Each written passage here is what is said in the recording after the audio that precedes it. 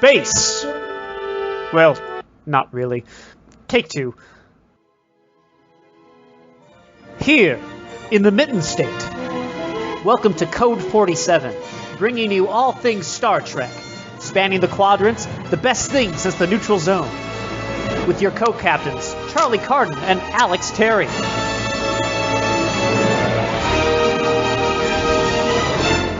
Back again on the Code 47 podcast on the Secret Friends Unite podcasting network. I am your humble servant, Trek Lord of West Michigan, captain of the USS Grand Petoskey for Starfleet International, Charlie Carden.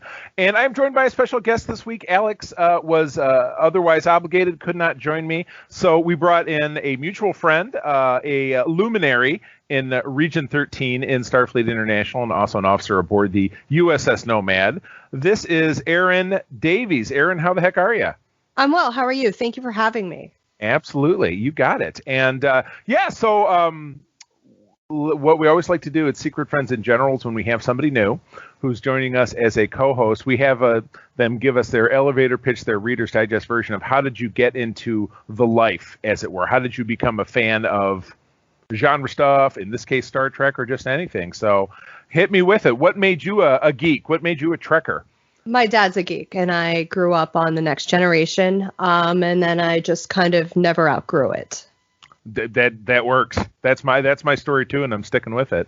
Well, cool. Well, we're picking up kind of where we left off before last episode, which was the rundown of Star Trek V, where we had Alex and I talked with Todd, who is my co-host over on the Prime Secret Friends Unite podcast. But we were talking about Deep Space Nine. So Deep Space Nine season 1 kicked off in January of 1993 and ran through May, June, or thereabouts. Let's see when that wrapped up in June of 1993. So truncated season. It was 10 episodes as opposed to the standard 26, which isn't it crazy to think that shows used to have 26 episodes in a season in like a 9-month season? And yeah, so 26 episodes. Each episode is what, like an hour long? Probably close to the magnitude of like 45 to 47 minutes once you cut out the commercials. Yeah. I mean, now what do we get? 8 to 10, and it's they're high 40. Production value, yeah, but right. Still. Yeah, most definitely. So yeah, without a doubt, this is from a different time. But there's still some good stuff in here. But as with, as we've talked about with all of these, with the first season of really almost any show, but again, with the exception of the original series, which had some of that series' strongest episodes, both TNG and DS9 really suffered from kind of first season syndrome, and Voyager even more so, which is what Alex and I are going to be talking about next week. Wow, there were some stinkers in that one. But first 3 seasons of Voyager were pretty bad. Yeah, you could probably count on 2 hands episodes that were passable within those 3 seasons. I agree with you. But regardless, let's jump right back on into it. So we're covering episodes 11 through 20. In the first season of Deep Space Nine. Erin, I'm going to toss it to you to read these recaps, if you'd be so inclined. Episode 11 is The Nagus. Do you get these recaps from Netflix? I'm curious. I think it's from a Wikipedia page. Perfect. Yeah. Okay, so the Nagus is Quark is named the head of the Ferengi Alliance by Grand Nagus Zek, but he is also now surrounded by enemies. So this is the first real farcical Ferengi episode. And again, it has a lot of kind of moving parts that change and disperse with relationships, because we get introduced to Grand Nagus Zek, who is the absolutely superb Wallace Shawn, who really rose to fame a few years before this, being the Princess Bride with the inconceivable catchphrase. I kept hearing him with my dinner with Andre being like, wow, that's interesting every time I saw his face.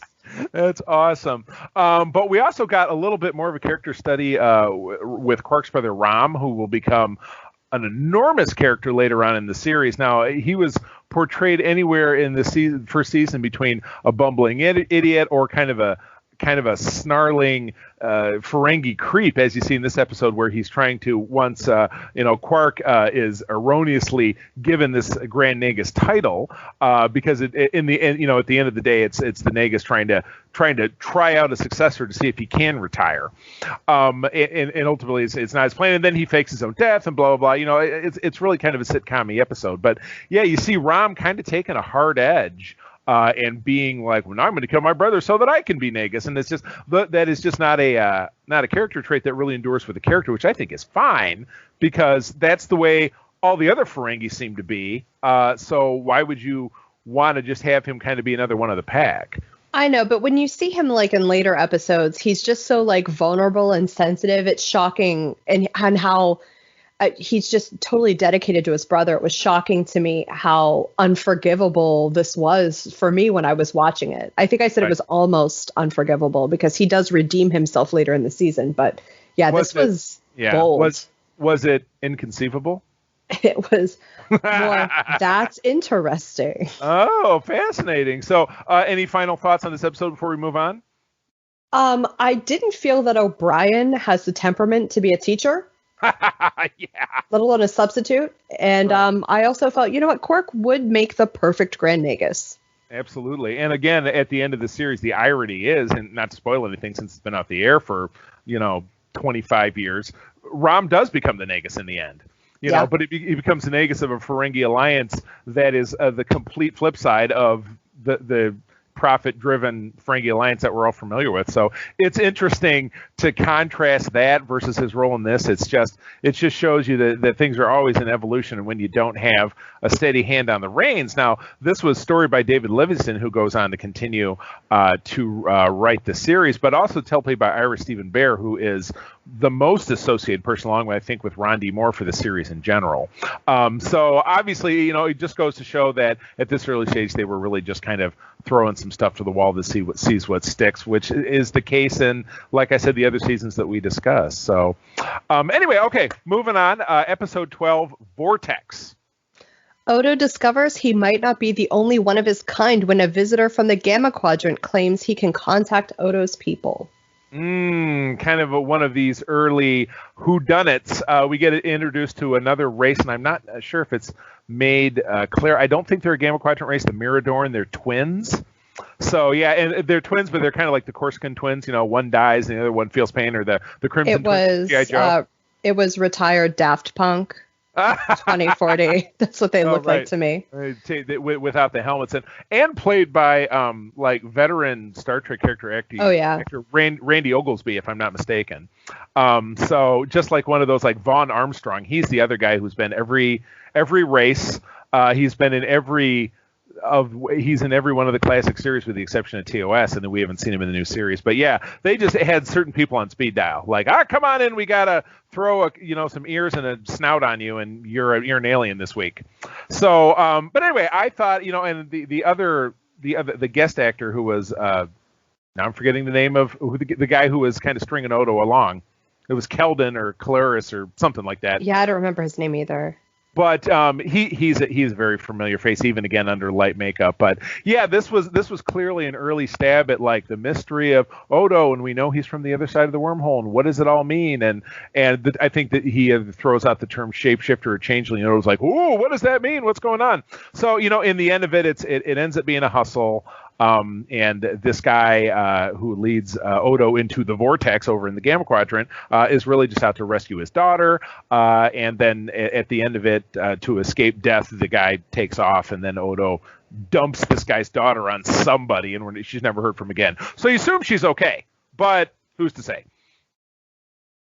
Yeah, I'm sure she was okay. Who knows where they dumped her? Yeah, right. Oh, they dump everybody on Bajor. Why not? That did seem to be kind of a common theme. So any other thoughts about this episode? I didn't find it to be particularly remarkable. I actually really love this episode because they build up this is the build up for Odo's air of mystery. But I did feel he was a little bit extra with Quark. And you kind of see that throughout all he can still get the same message conveyed, maybe in a nicer way. He's just so mean to him all the time. I hear it. Extra. Yeah, you're right. The extra. I like that. Yeah, he's a little bit extra. Gotcha. Well, I really love this next episode. This is 13 is Battle Lines. Battle lines. The spiritual leader of Bajor, Kai Opaka, travels with Sisko, Bashir, and Kira on a trip to the Gamma Quadrant, but is stranded on a world where the dead are resurrected. So I dig the concept. We have our first series, Death, of a B character, which is Kai Opaka, and again, she's the spiritual leader of Bajor. We know that Bajor is obviously really struggling. That was established obviously early on. They're trying to kind of find their way after the end of the Cardassian occupation. This one ends up being a great character study for Kira as well, because Opaka is the ultimate, cutting through the bullshit kind of person. She's very blunt, like, Kira, this is what you're struggling with, and knock it off, and face your demons. And Kira breaks down crying. This is where I thought in the first season in particular that Nanaz Visitor's character of Kira was named after Captain Kirk because of all the emoting she did. She like ugly cries this episode. She's like, That scene where she's grieving though is really, really intense, and she does a remarkable job with it. Right. Now, I do know, and I think she's a wonderful actor. And I do too. I think as time goes on, she displays that in different ways that aren't quite so Shatnery. But I think a lot of these kind of seemed Kirkish, which I just was like, oh, look at her being Kirk. She also kisses weird. I noticed that in later episodes where if she's kissing her boyfriend, who's the other Vedic Bareil, or later when she's with Odo, she just is a weird kisser. I don't know why it has always stood out to me, but whatever. I've never noticed. Yeah, I'm telling you, just keep your eyes peeled if you continue to watch more episodes. When she kisses someone, she's just like, ooh, it's very bizarre. But yeah, this was a great allegory. Obviously, you have the Knoll and the Knoll Ennis. I'm just grabbing from memory. On this planet in the Gamma Quadrant, the field itself will bring anyone back to life who dies, but the field itself is what sustains them. Within the environment only. So if they leave, they die. So in the end, Opaka, who dies when the runabout crashes, has to end up staying, and then it becomes her mission to basically bolster peace once our people escape. So I mean, I thought it was, of the episodes that we've watched in season 1, I found this one to be a hit. I really thought it had some good pacing. It was a good kind of Star Trek story. I enjoyed it. I only had one issue with it. They could have done more with Kai Opaka. I mean, because she's obviously still existing. Right. But they never did. I think, and I didn't read them all, and keep it in mind, I'm kind of the canon police when it comes to Star Trek. Somebody will come at me and say, well, in a book, this thing or that thing happened. Well, everybody really knows, or it's a pretty firmly established fact that books are a separate continuity from the show. So I know for a fact there was a post DS9 finale relaunch. I read many of the books. Some of them I really enjoyed. And I know there was a book that I didn't read, but I've simply touched on blurbs of it, where Jake goes to the Gamma Quadrant, he visits this planet, and Opaka is able to leave with him, and I believe she comes back. But that is, again, that's post relaunch, and so it's never on screen. Right, but even for like a special guest star, like they do all the time. I mean, they even do special guest stars like they did on The Next Generation. They'll even do that with people who've died as their daughters or something. They did nothing with her character except have her in a few flashbacks. Yeah, I was going to say that's all it was. I know the episode at the end of season 2 where Bareil is accused of orchestrating this or selling out a group that got murdered, and it turns out it was Kai Opaka did it to she sacrificed her son and this group of people in order to save a different group of people. So she did show up in flashbacks of that episode. So I don't know that she was in any other, so it might have just been that one. So wonderful actor. I think her name is Carmine Devolia or something like that. You just see her one of those in the 70s and 80s. You saw her in absolutely everything, and she was just great. So moving on, number 14 is Storyteller. Not a favorite of mine, but I'm gonna let you tackle that one, so you go for it. O'Brien is recruited to save a Bajoran village from destruction by a mysterious cloud creature.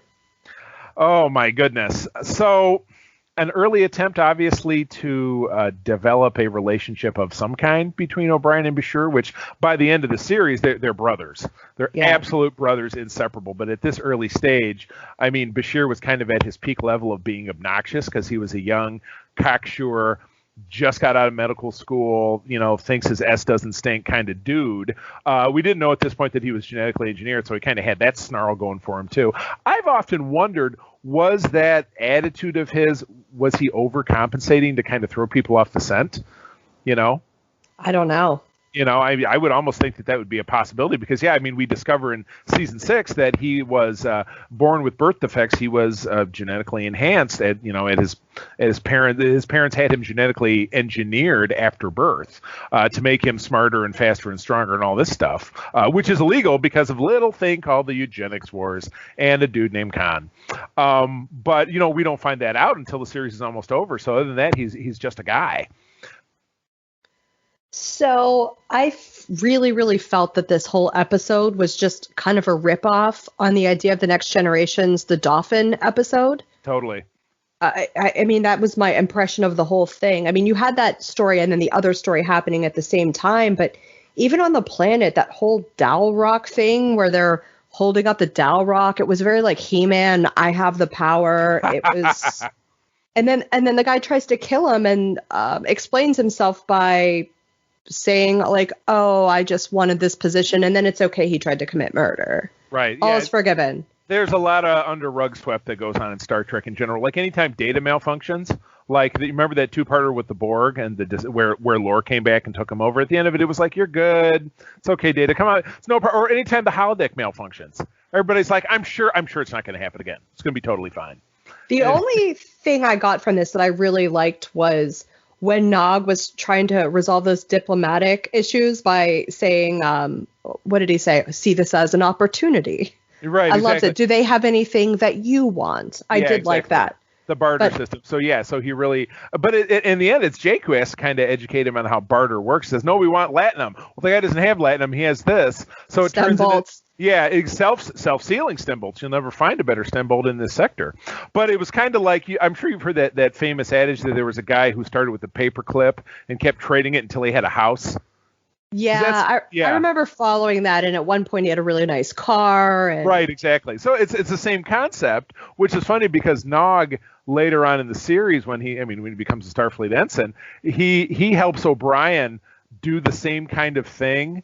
And it's that episode of the Great Material Continuum. It's have something, trade it, know somebody's hobby so you can talk to him. So he illustrates himself as a real hustler, a real salesman. Where in this episode, as a kid, he was like, "No, I want latinum, and that's all I want is latinum," and not understanding how bartering works. So right. It's a real evolution in his character. I never even, until I was talking about it, never even really thought about it in those terms. So you're right.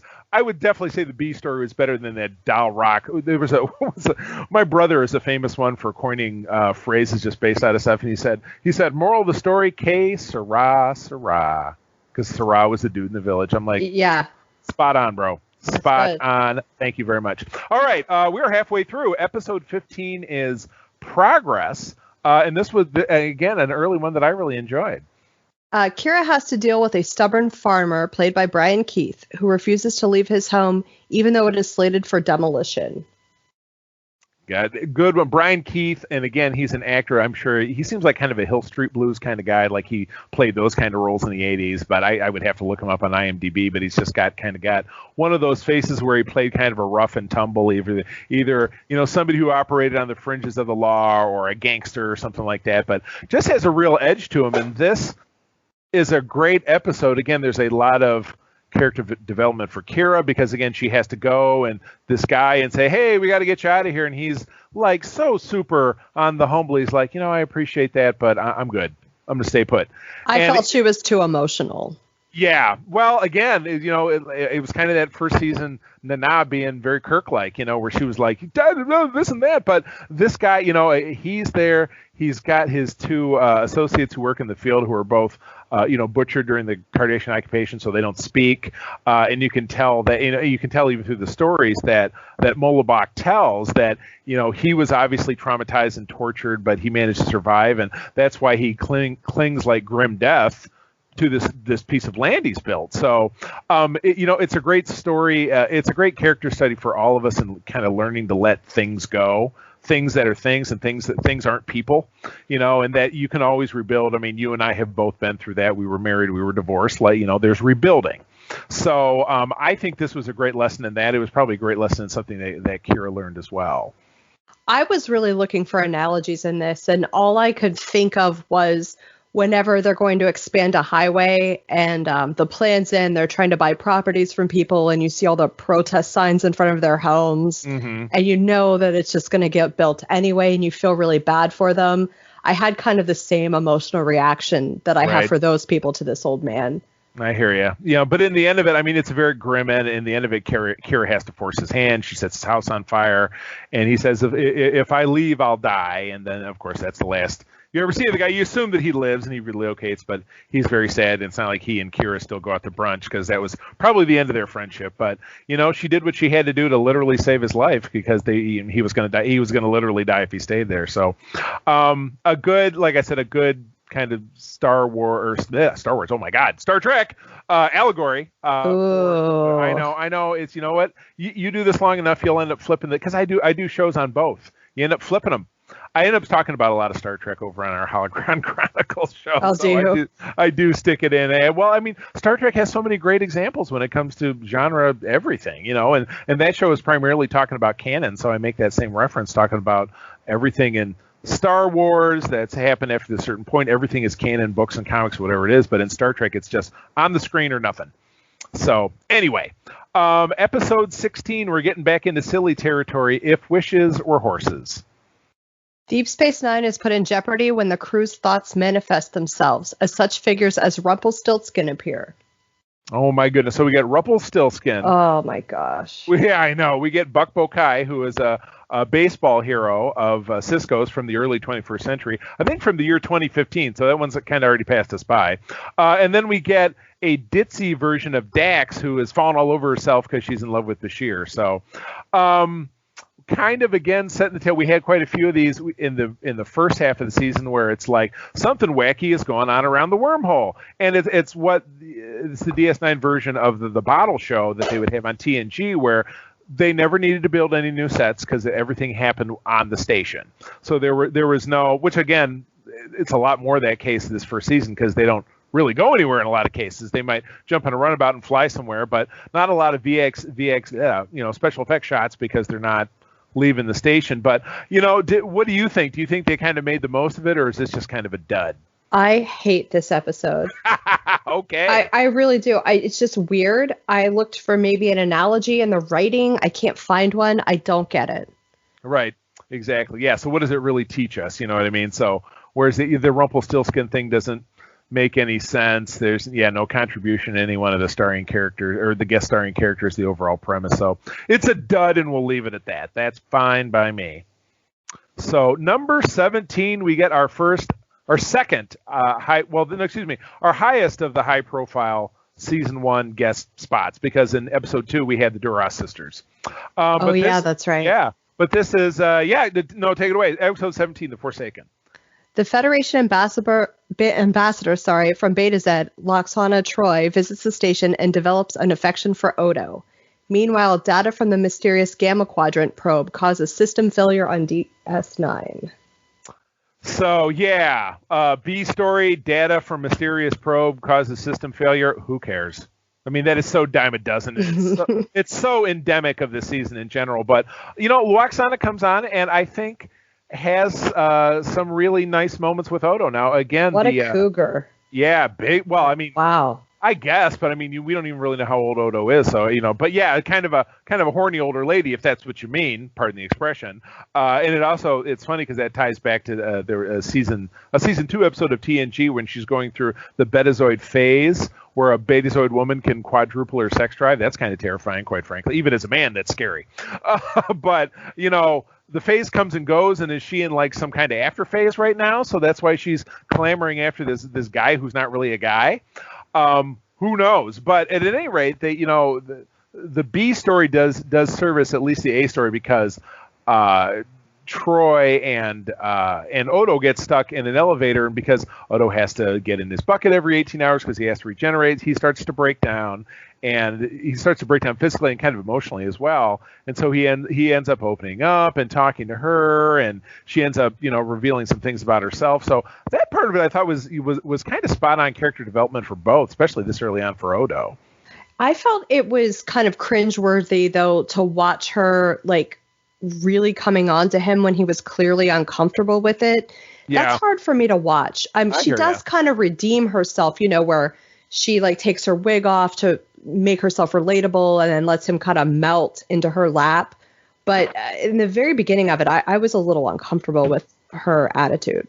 Yeah. Oh, I understand what you're saying. Yeah, that kind of behavior just continues to be less and less acceptable in our society, even from 25 years ago. So I mean, it's always been unacceptable, but people actually talk about it now. So right. I understand where you're coming from. So episode 18, Dramatis Personae. Tensions rise between the DS9 crew members after they are telepathically imprinted with the memories of participants of an alien power struggle.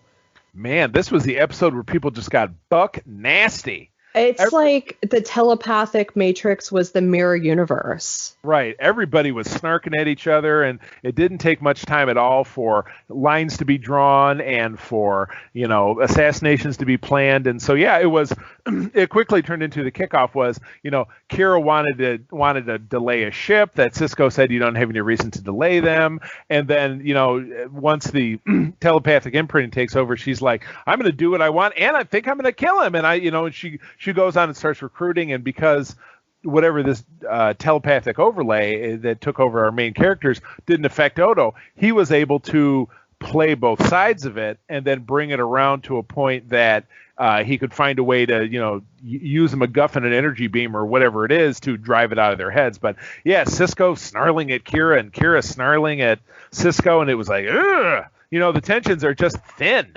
I liked Odo manipulating Bashir, though, through placating him, but also manipulating him at the same time. I thought that was kind of neat. Otherwise, I didn't like anything in this episode. Yeah, no, it was. I totally understand where you're coming from. So, but anyway, moving on to what I think are the last two episodes of the season, which I think are clearly the best since the finale, at least in my esteem. Certainly episode number 19, which is Duet. A visiting Cardassian, Maritza, may be in fact a notorious war criminal, Gal Darheil, butcher of the Galatep labor camp, and Kira is determined to bring him down. There was not a wasted second in this episode. Wow, she was just bloodlust the whole time. Right, and then but thank God, and this was, I think, a pivotal development for the character, that once confronted with the facts, she did a 180 because she did what she knew was right.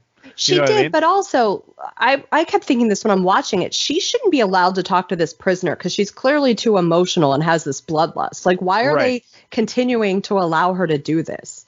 Probably because it's TV. If I was to ask her to guess, and it's good drama. But yeah, you're absolutely right. It's and I even think Odo says, "I think you're too close to this," and he's like, "Yeah, but," and they still let her go. So he works. Odo works really well with Kira in this episode. Right, and they have this great, complete emotional detachment at this point in the series, which obviously evolves into, he develops feelings for her kind of throughout seasons 2 and 3. And then it's kind of, and through the Dominion arc, they get close and they back away. And it's finally in season 6 that they become a couple. And then one of the most poignant moments of the finale is when he does return home and she watches him kind of wander off into the sea of changelings wearing his tuxedo. And, oh, God, I can't wait till we get to talk about the finale. Probably the single finest episode of Star Trek I've ever seen. But just everything was firing on all cylinders, and so early in the series, it was like this was a script, excuse me, written by some names that I don't find recognizable in the parlance of Star Trek. Lisa Rich and Jeannie Kerrigan Fauci, names that I've never heard of before and never heard of again. So these were some outsiders that jumped in and wrote a script that was just dynamite. It was very intense. Yeah, you had this character Maritza, who was willing to make a public statement by faking his own identity and then dying for the crimes of another, a Gull, a butcher who was already dead, as it turns out. But in the end of it, he's freed. Kira's walking him out, and she's like, "No, I want you to start your life again." And a Bajoran drunk who was in the guy who was in the drunk tank earlier in the episode, who was finally out, walks up behind and stabs him in the back. And Kira says, "Why? He wasn't Darheil." And the guy says, "He's a Cardassian, and that's enough." Yeah, that was an interesting ending to it, wasn't it? Big time, yeah. And for her to simply say, "No, it's not," shows that Kira is really starting to live in a bigger world than, living in a ditch and being a Bajoran resistance fighter. Her life has changed, and it's been less than a year, which is actually a great statement that she makes in the next episode, the season finale, which is episode 20, In the Hands of the Prophets. A conniving Bajoran cleric, Vedic Wynn, protests Keiko O'Brien's school on Deep Space Nine when she discovers Keiko is teaching her students that the inhabitants of the wormhole are aliens, not gods. Woo! My God, the Scopes Monkey Trial in Space. My brother dubbed it when we were watching it. It's just, wow. I mean, the age-old, school versus religion, which we struggled with in the middle part of the 20th century and continues to be a struggle today, with religious types and with folks who are atheists and aren't believers, or they don't practice in the same way. And, this introduces us to the character of Vedic Wynn, who later becomes Kai. Sorry to spoil it, pretty much at the end of next season. But that she is a simply very duplicitous character. And it's funny with the adversarial relationship that she and Kira developed from the jump. Kira was behind her. Oh, she has my support. And I think what she's talking about is right. This, and that. But at the end of the episode, when it becomes pretty clear that Wynn was tacitly involved in an assassination attempt on Vedic Bareil, who was also introduced in this episode, later becomes Kira's love interest. Kira kind of withdraws her support for obvious reasons when the assassin is caught. As she should. I mean, we learn Wynn is a bad person. I mean, she's very self-serving, which is also kind of a nod to the way that a lot of modern religion is now with these figureheads. Yes. No pun intended. God, yes. So, it was fantastic. But again, there was a great line at the end of the episode where Kira said, "My God, a year ago, I was hovering in a ditch, blowing up some Cardassian, installation or whatever. And if you would have come to me and told me that a year later that I would be an administrator, an executive officer on a space station, I would have said you were crazy." So it's funny. You think about that really, I was 17 when I saw this episode, so I was very young. But even to realize at that time what a difference a year makes in somebody's lives, and I mean, I'm sure you realize when you get to be an adult and even an older adult, how quickly things can change, and how circumstances and things that come into your life and the hand of fate can really turn things around. So I was enthused that they ended this first season, which was again super lumpy and filled with a lot of filler episodes, into such a powerhouse. I thought it was a dynamite way to wrap it up. It was good. It kind of sets up the rest of the series. Yeah, exactly. Yeah. So, by the end of this, so season 1 concluded season 6 of Star Trek: The Next Generation. So obviously a very established program at that time. But I dare say that while I was so entrenched in TNG, because I had been watching it since it came on, that DS9 really, even with the clunky episodes, really set itself apart, in this first season as being something kind of dynamic and interesting. So it does, and this series just gets better and better. Right, exactly. So, so that is it. Any final thoughts on the season? No, I like the episodes I watched. Like you said, there were some duds, but there were some really, really good ones. Right. Yeah, I would say on a whole, definitely this back half of season 1 clobbers the front half of season 1, because there were even more duds in that one. So like Come Along Home. Yes. Oh my God. Ugh, the Waddy, which so I used that in our what was it, the Scrabble that we did that we did recently. We did Scrabble. No, we did.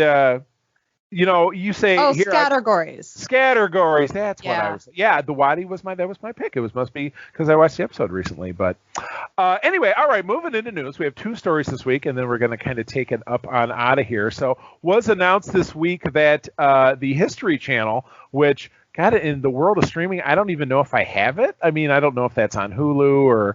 I think it's part of the Discovery program. Which I don't have. So, yeah, okay. I don't have Discovery Plus or whatever. So, oh, well. I get, that's always one of those that do a week's trial once it's out, and I'll watch it and cancel, and I get to see it anyway. They'll get to harvest all my information, and so everybody's happy. Documentary called The Center Seat, 55 Years of Star Trek is coming to the History Channel, promising a deep dive into 5 decades of Star Trek. So, yeah, at first blush, when they say that, I'm like, oh, it's going to be about TOS, and I'm kind of, because I'm always kind of about TOS, So am I. Yeah, I'm very much a TNG DS9 Voyager guy. Yeah, I mean, me too. as you know, when I participated in trivia, I know a lot about that era, but I definitely struggled with the TOS stuff. But since your Star Trek documentary series, The Center Seat, 55 Years of Star Trek, is in development at the History Channel. Yeah, sprung from the mind of Gene Roddenberry, the original series, blah, blah, blah, this thing and that thing.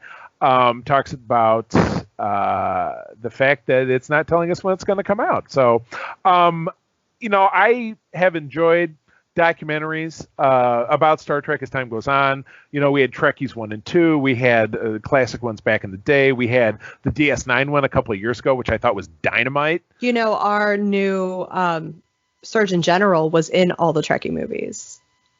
Who? The new Region 13.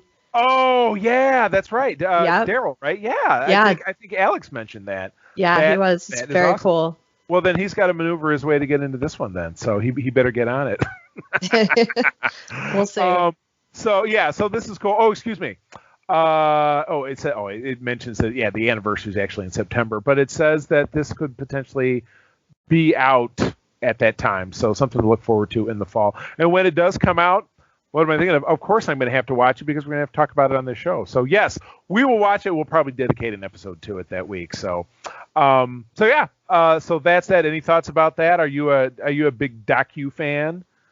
I'm a docu fan. I'll definitely watch it. I mean, I liked the Search for Spock documentary that they did on Netflix. I thought it was wonderful. So. Oh yeah, no, it was dynamite. So, and then second news, and this one touches very close to my heart. I mean, it's no secret that my gosh, I'm a big fan of Captain Pike simply because that's I'm a cosplayer and that's one of my top cosplays because the hair helps absolutely. But Strange New Worlds beams aboard 5 new additions to the cast and production is underway.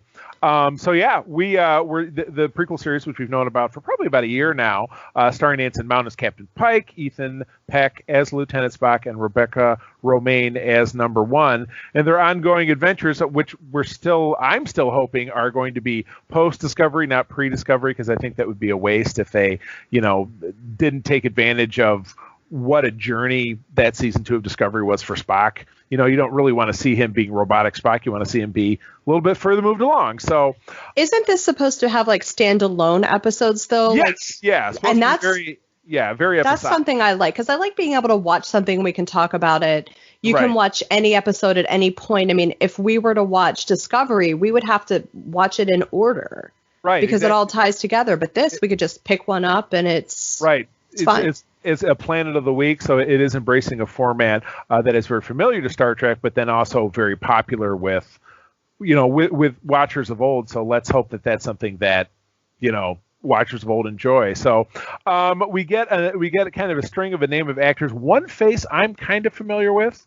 I don't know if you're looking at the article. I don't know if I can even attempt the name of this first dude. His last name. Yeah, I know him from Black Mirror. Okay, but how do you say the name? I'm not going to try to say it either. I have no idea. So exactly. We'll call him Babs, B-A-B-S. We'll call him Babs O. Exactly. Lucen Moken. Oh, that works for me. I like it. Netflix's Black Mirror, Marvel's The Defenders. Well, I'll have to rewatch that. And the Night of from HBO.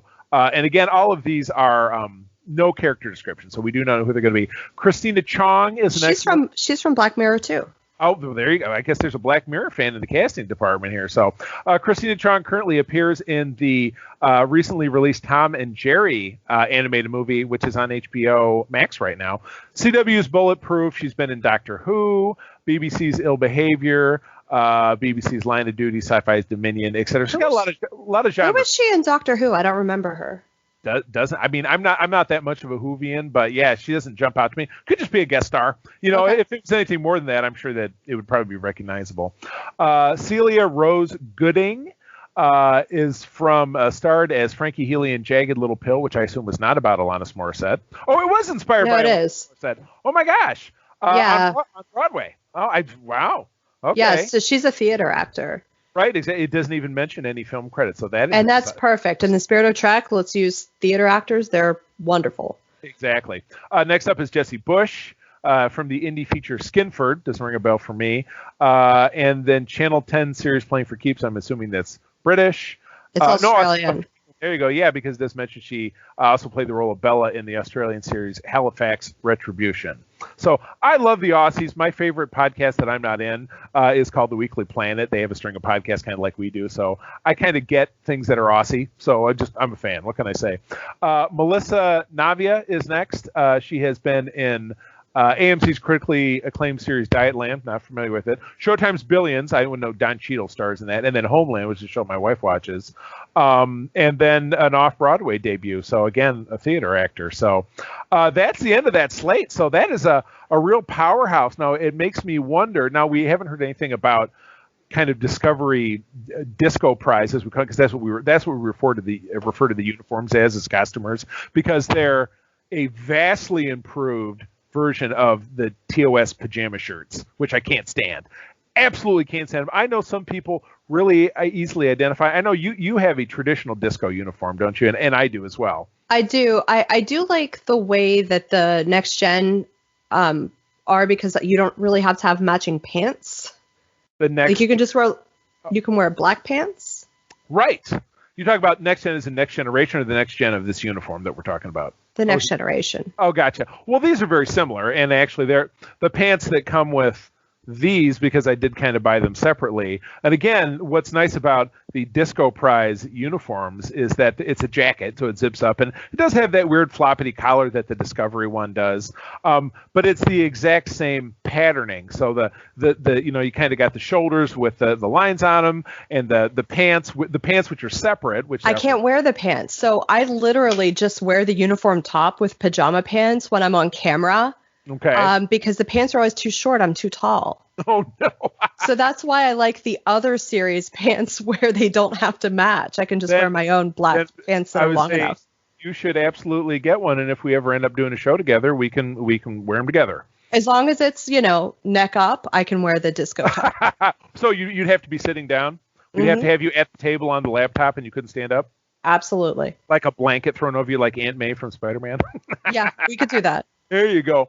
So yeah, we don't know anything about the potential return of Samora Smallwood's Lieutenant Amin, or Amit Katur's Cadet Sidhu, who we saw in the short track. So, but anything is possible. But I got to tell you, and again, I would love it if they, if the show's in production. I hope to God that means we see it before the end of the year. It'd be great if it was this fall, but I don't know. I doubt it. I think we'll be able to see it this time next year. Yeah, which is, what we'll all, God willing, we'll all still be here. So what difference does it really make? Exactly. What I mean? But I'm really, like I said, this is kind of my sense of anything that's come along. This is the thing I'm the most fired up about, because I just love Anson Mount as Christopher Pike. I love your enthusiasm. He just really nails it. So, well, good. Well, that is the end of the program. So I'm going to give you, as we talked about in the pre-roll, I'm going to give you Alex's honor of reading the outro message. So you go right ahead. Okay, for more information about Starfleet International and Michigan and beyond, please visit Grand Petoskey, Septarian, or Nomad on Facebook. Ooh, you snuck that in. That's okay. The Code 47 podcast is part of the Secret Friends Unite podcasting network and is produced by Todd Oxtra. Yes, my brother from another mother. Thank you, friends, as always, for joining us. Again, we are part of the Secret Friends Unite podcasting network, consisting of this wonderful program, which is weekly, and we talk about Star Trek. The Holocron Chronicles, which is bi-weekly, myself and Mark Carabin, the Canardian, talking about Star Wars. Co-op mode is Todd Oxtra, who is my best friend of 25 years, and the other main secret friend, and Mark, talking about video games. And of course, Todd and I, 6.5 years running, doing the Secret Friends Unite podcast, which is kind of your a la carte geek culture podcast. So find us wherever you find your podcast, whether that be Apple, iTunes, Google Play, etc. Please 5-star and leave us a review, and we can get you a great prize from our fantastic digital library. Also, hit us up on Twitter over @SecretFriendsU. Let us know things you're enjoying, Trek, video games, Star Wars, what have you, and we will talk about it on the show. If you have a question, we'll answer that too. We also have a great store over on TeePublic. That has the logos from all of your favorite Secret Friends Unite shows. Proceeds from that do benefit a charity very near and dear to my heart here in Michigan called the League of Enchantment, which does outreach for kids across the country, including hospital visits and care packages and things of that nature. So do that and know that you are benefiting a great cause.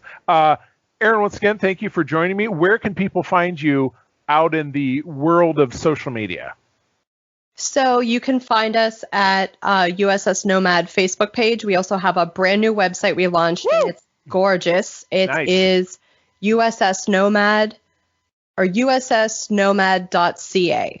Canadians! Yes, they're. I'm not Canadian, but my ship is Canadian. I'm not a Canadian, but I sometimes play one on the show, myself personally. Well, that is awesome. So again, friends, thank you for joining us. Thank you, Aaron. I'm going to tell you, as always, that sharing is caring, and to keep on trucking. Thank you for having me.